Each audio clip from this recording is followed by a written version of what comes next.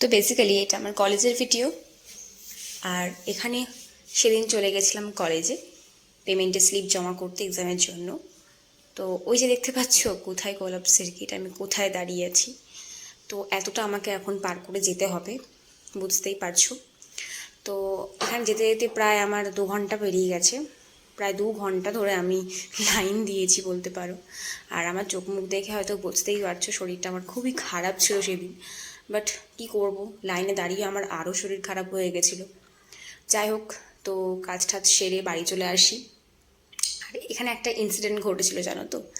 এখানে একটি মেয়ে আমার পেছনে দাঁড়িয়েছিল, হঠাৎ সে অজ্ঞান হয়ে পড়ে যায়। মানে এতক্ষণ দাঁড়াতে হয়েছে তো।